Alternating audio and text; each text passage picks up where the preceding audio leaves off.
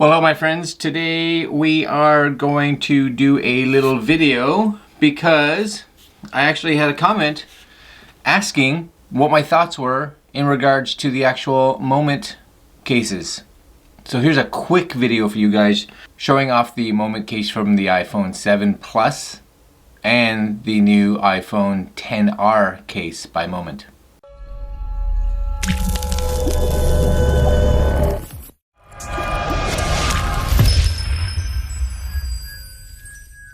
Okay, so I have both cases here in front of me. This is the 7 Plus over here case, and this is the XR, so you guys can see them right here. Few things to realize is, case-wise, they're actually both, they're good cases. Nothing wrong with them at all. I'm gonna bring my iPhone out right here so you guys can see. I have a Spigen case on it right now. Actually, this is the case I use most of the time because it's really light, and of course it lets me see the red, which I like. And if you guys would like to see that video, I'll put a link here, down here somewhere. You guys can go look at it, but there it is. It's clear. Not much to see actually. Anyway, down here, if we take this up, this is the case. And to be aware, it is nice and snug, which is really good. So nice little pop in here. Everything fits really well. Hopefully you guys can see that. Its edging and everything is really nice and tight. No complaints at all. The back of it has a textured feel, which is good. Also really nice is on the edges. Hopefully you guys can see that too, maybe you can see it.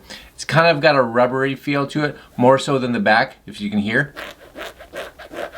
It's got a texture on it, whereas the side is like a rubber. The rubber has a nice grip to it, which is really good. Doesn't add a lot of weight, even though it is a fairly hefty case, and it should be hefty because it has to hold a lens on it. So you wouldn't want something too flimsy or else the lens would pop out. Now, of course, here where the lens is, hopefully you guys can see that, it's kind of got a slot into it where you would actually put the lens and turn on. It fits actually really well. No complaints at all. Buttons are good, so you can see that's my on off. And if you hear it, it's got a nice little click to it, which is good. Same thing with the volume buttons over here. So if I go over my volumes, you can hear there's a nice click. And if this was actually on, you should be able to hear or watch my volumes go up and down perfectly. Other than that, nice cutouts on the bottom for where your speakers go. And this is a little different on the XR than it was on the older ones, because on the older ones I don't even see that. It's cut completely out, whereas this one kind of has some grates on it. So I don't know if this was specifically for the 10 series or not, but a little different here because that's just cut completely out on the old 7 Plus, 8 Plus. Other than that, of course, when you put a lens on it, I have the anamorphic. And just so you guys know, I do have my anamorphic review coming out shortly, so watch for it. This, of course, goes on nice and simple. It just kind of, you find that slot where it goes in, there it goes there, and spin. And that's it. Locked into place. Nice and simple. There's nothing much more to it. The only thing that you have to realize is the difference between this case, I'll take this back off, this case and this case is the camera positioning. So on the XR and the 10s, the camera's positioned up and down, whereas on the 7 and 8 Pluses, they are positioned this way. And this is important. Doesn't even matter if you have an Android or an iPhone.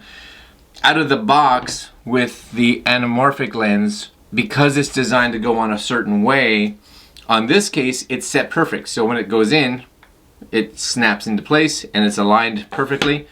But on the XR, as well as the XS or the 10 or the XS Max, the cameras are vertical.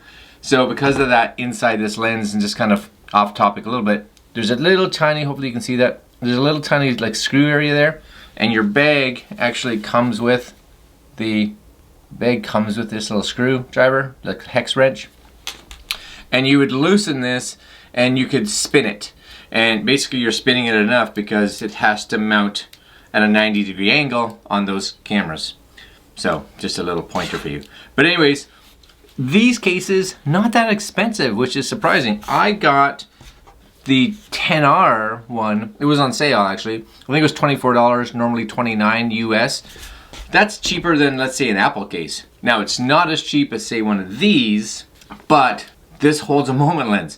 So even if you're not buying a moment lens right now, but you are considering buying a moment lens soon, this may not be a horrible investment because, as you can see, it fits on there. It doesn't add a lot of weight or girth or size or anything. I've dropped this once or twice, and so far so good. Not that I intentionally do that, but I have.